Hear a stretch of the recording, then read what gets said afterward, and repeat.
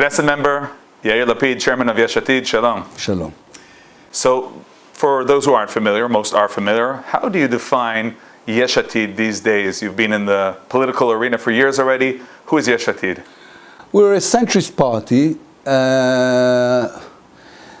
trying to be the voice of sanity in a country that is not known for having a voice of sanity.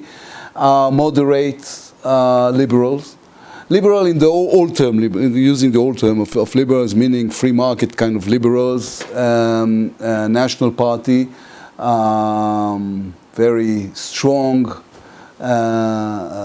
Jewish sentiment behind everything we do, and hopefully a bunch of people who are capable of running a country in a clear-cut, clean way in times that are very stormy and full of turbulence.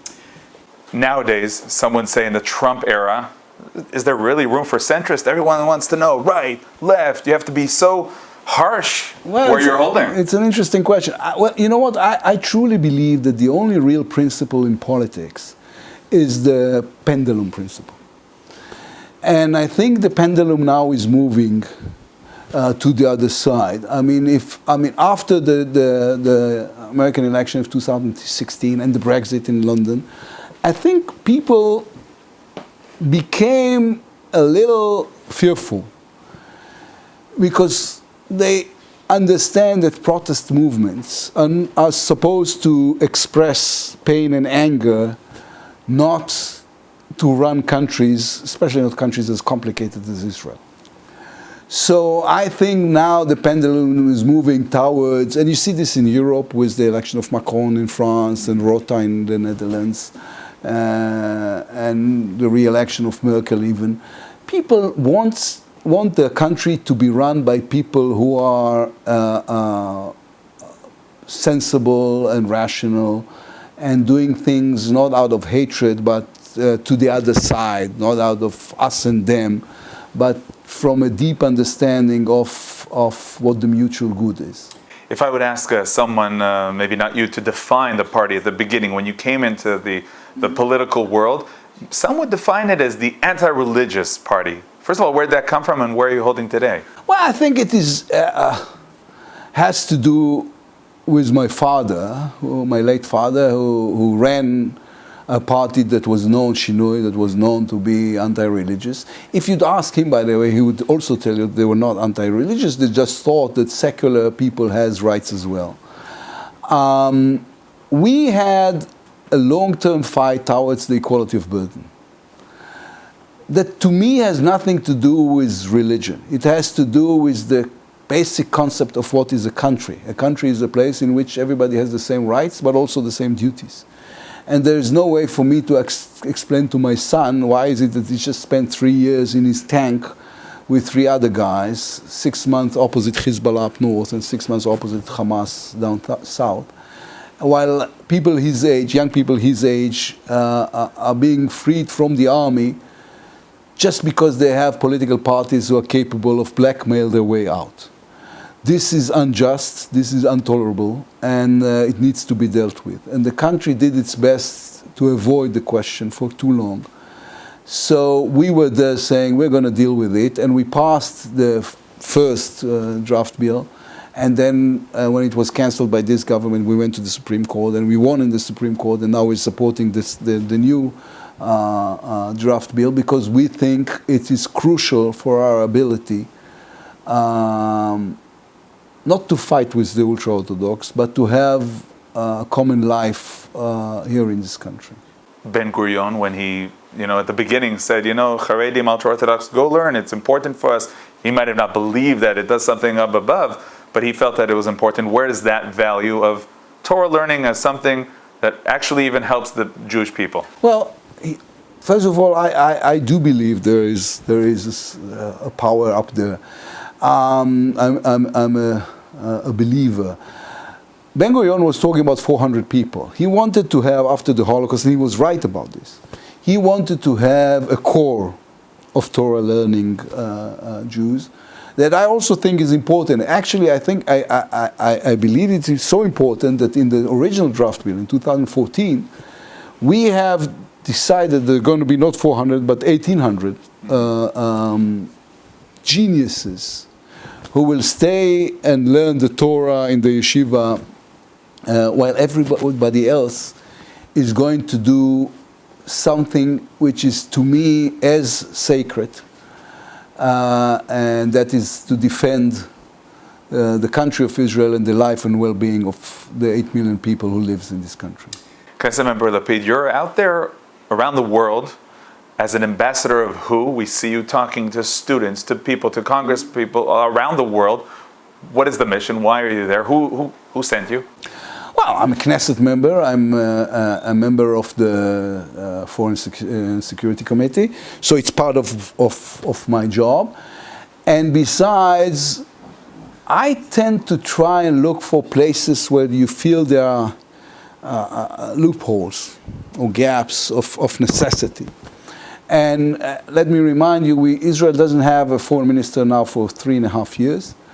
There's the Israeli Hasbara, which is to me is part of our national security, is split between 6 ministers. No one knows what the other one is doing.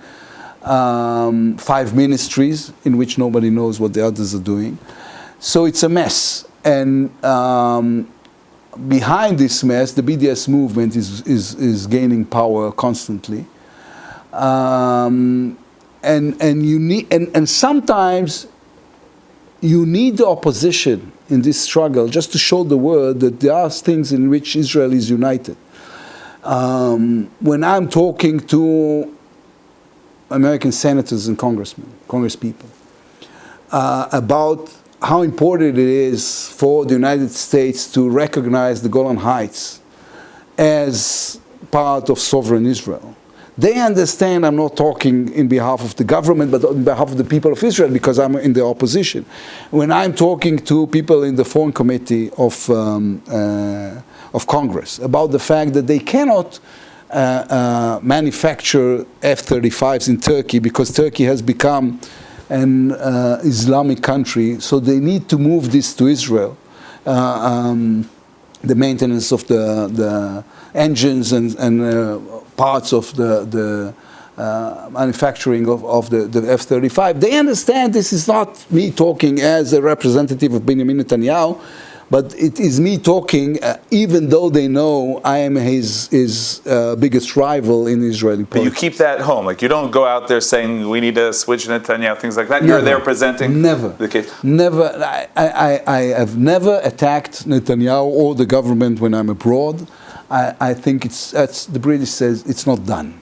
What have you learned throughout your voyages around the world about the Jewish diaspora and about pro and against Israel around the world?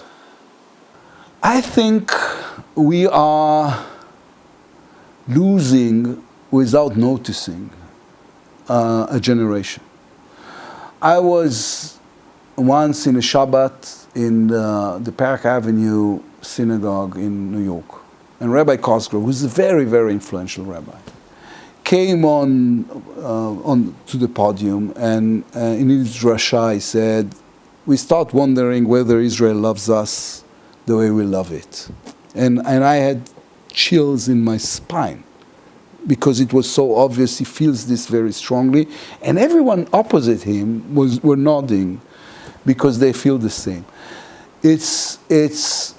And these are the people who are coming to synagogue. Their children in the campuses are not even going to the synagogue, and they are, for a while, they were attacked by radical movements like Black Lives Matters and others that sometimes even support righteous causes, but on Israel they have affiliated themselves with the BDS movement. And it's not that they're going to protest against Israel. They're just going to go backwards and say, okay, it has nothing to do with me.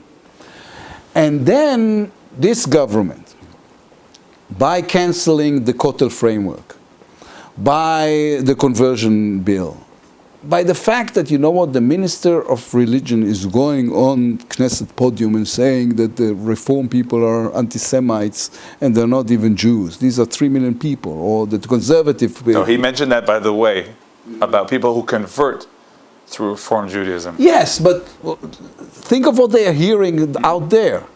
Now, you know what, the country I want to live in, the country we want to live in, can have disagreements, but does not insult people purposely. And this is to insult them purposely, and it has consequences. And by the way, it has consequences on national security. They are the people we are approaching on things like Iran. They are the people we tell them, call your congressman when we're talking about the MOU, when we're talking about the kind of military support Israel is going to get. They are the people we're talking to, that we used to be able to talk to when the Americans has decided to withdraw from Syria, even though we think this is the wrong idea in terms of the Israeli interests. And you feel that they're actually less pro-Israel? We see the surveys. Things are doing good. Things are doing good between Republicans, within the Republicans. 70-some to 80% of American Jews are Democrats. We are losing the Democratic Party. I was just in Senate talking to people like Elizabeth Warren, like other congressmen, people who are, you can like them, you can dislike them, they're influential, they're important, they have an important voice in the United States. If, for example, the Democratic Party is going to win the House in the midterm election, we're in deep trouble. Because we have now an Israeli government who is considered to be almost an affiliation of the Republican Party. Now, I think President Trump is a great supporter of Israel. I think the things he's done are a blessing, moving the embassy, canceling the nuclear agreement with Iran. These are all things that are within Israeli interest. But we cannot ignore half of the American public, and we cannot ignore the majority of American Jews, because in the long term, this is disastrous. So you made the move from media to politics. It seems like everyone's doing that. Yeah. How's politics? Actually, I don't want to insult what you're doing, but I like it better. Listen, I feel I have the blessing of waking up in the morning feeling that my life has a meaning, that I'm doing something meaningful for me, mostly for my children. I have 3 children. One of them, my youngest daughter, is with special needs. I feel that I am creating or trying to create a better world for them, and there was not a moment since I moved into politics that I felt regret or a desire to do anything else but what I'm doing now. Knesset member Yair Lapid, chairman of Yesh Atid, thank you very much for joining us. Thank you. Shana Tova. Happy New Year. Shana Tova.